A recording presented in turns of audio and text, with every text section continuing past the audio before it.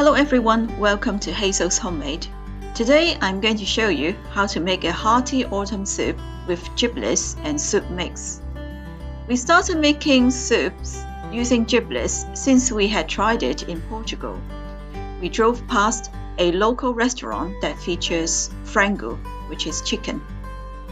The restaurant not only uses the meat of the chicken, it also uses the giblets to make soups.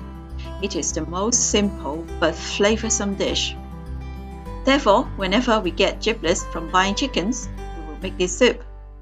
Giblets usually come with the neck, liver, and heart. This time, we were lucky to also get gizzard in it.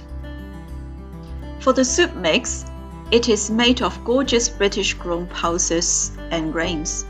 They are wheat, green lentils, green and yellow split peas, split fava beans, marrowfat peas, and barley flakes.